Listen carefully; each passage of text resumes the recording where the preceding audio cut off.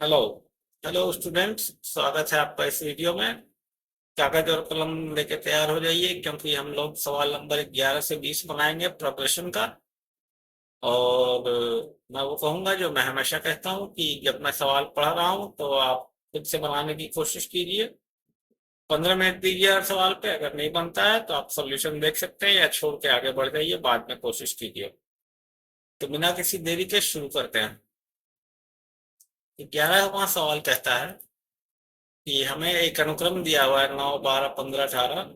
ठीक है, हमको दिखाना है कि ये समानांतर श्रेणी है। 16वां पद निकालना है और सामान्य पद निकालना है, जनरल टर्म। तो आप देखेंगे कि कॉमन डिफरेंस या सामान्य अंतर जो है वो डी 12 - 9, 15 - 12, 18 - 15 जो 3 है, जो कि एक अचर राशि है। इसीलिए दिया हुआ अनुक्रम समानांतर श्रेणी है। पहला पद है 9 और सामान्य अंतर है 3। जो 16वां पद होगा, 16वां पद कहा है हमने निकालने को। पहला पद जोड़ 16 घटाव 1 गुना सामान्य अंतर यानी 3। तो 9 गुना 9 जोड़ 45 54 है। और जनरल टर्म है इसका 9 + n - 1 गुना 3, मतलब 3 गुना n+2। यह है इसका जनरल टर्म। 12वें सवाल में चलते हैं। कहता है कि हमें ये दिखाना है कि जो अनुक्रम दिया हुआ है वो है log a, log ab, log ab² log ab³ ये एक समानांतर श्रेणी है। तो इसका nth पद निकालना है। तो t1 log a है, t2 log ab है, इसको लिख सकते हैं log a + log b। t3 जो है वो log ab² है, इसको लिख सकते हैं log a + 2 log b। अब आप सामान्य अंतर निकालिए, T2 - T1, T3 - T2 दोनों log b के बराबर है। तो पहला पद हमारा log a आ गया और सामान्य अंतर कॉमन डिफरेंस log b आ गया। तो ये अचर राशि है log b, इसीलिए ये अनुक्रम जो है समानांतर श्रेणी में होगा। Tn का मान है log a + n-1 log b। n-1 power में जाएगा और ये पद हो जाएगा log a b के पावर n-1। 13वां प्रश्न कहता है कि हमें एक अनुक्रम दिया हुआ है जहां पे nth पद 5 घटाव 6n है। हमको सम ऑफ n टर्म्स निकालना है, यानी n पदों का योग निकालना है। n एक प्राकृत संख्या है। तो Tn दिया हुआ है 5 घटाव 6n, तो T1 निकाल लेते हैं। 5 घटाव 6 n का मान नहीं रखने पे -1 आता है। अब हम पता है कि n पदों का योग, तो फॉर्मूला जो है वो n/2 गुना T1 + Tn। अब इसमें रख देते हैं मान 5 - 6n और -1, तो 4 - 6n आएगा, 2 से भाग लगेगा, 2 - 3n गुना n। ये हमारा योग है।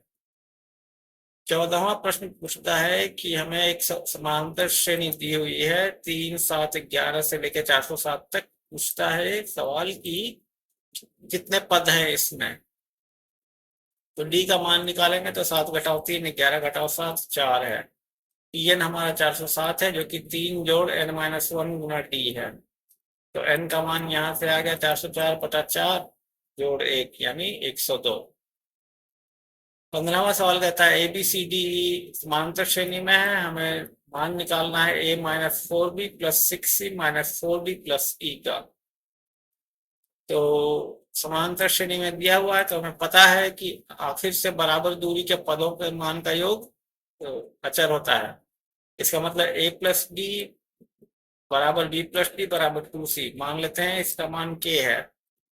तो a-4b + 6c - 4d + c। तो a + e को एक साथ लिखते हैं, 4 + bd को एक साथ लिखते हैं, 3 जोड़ 3 गुना 2c लिखते हैं। अब इसमें k का मान रखते हैं, सबका योग जो है 0 आता है। 16वां कहता है कि एक समांतर श्रेणी में 5वें पद का 5 गुना 8वें पद के 8 गुने के बराबर है। तो सिद्ध करना है 13वां पद 0 होगा। तो 5वें पद का 5 गुना यानी 5t5, 8वें पद का 8 गुना यानी 8t5। अब मान लिया पहला पद a है और d जो है वो सामान्य अंतर है।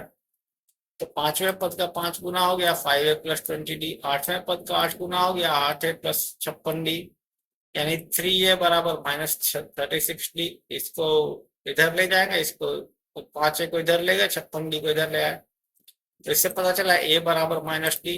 अब 13वां पद है a प्लस 12d, a का मान रखा माइनस 12d, तो ये 0 हो जाएगा।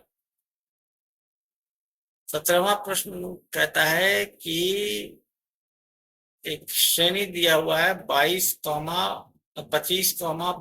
पूर्णांक 3/4 20 पूर्णांक 1/2 18 पूर्णांक 1/4, तो हमें वो पद निकालना है जो कि सबसे छोटा धनराशि हो। तो ए का मान 25 है, डी का मान -2 पूर्णांक 1/4 यानी -9/4, और हमारा nth पद जो है वो छोटा होना, बड़ा होना चाहिए 0 से, तो सबका मान रख दिया। सबका मान रखने पे n का मान आया 25 गुना 4/9 जोड़ 1, n इससे छोटा होना चाहिए, तो ये 13 के बराबर है। ठीक है, ये 13 के बराबर है, वो 12 के बराबर 12 कुछ है। ये 25 गुना 100/9 11 कुछ आएगा, और ये 12 कुछ। अब n का मान इससे रखेंगे तो 12 आ जाएगा। अगला प्रश्न कहता है कि एक व्यक्ति का जो सैलरी है, जो उसका वेतनमान है, वह 740-1500। अब पता करना है कि कितने साल में वो अपने इस वेतनमान के अधिकतम वैल्यू पे पहुंच जाएगा।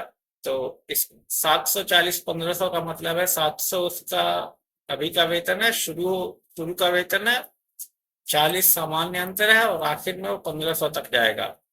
इसको सीधे फॉर्मूले पे लिख देते हैं, T1 बराबर 700, D बराबर 40, Tn बराबर 1500, और Tn बराबर T1 plus n minus 1/d।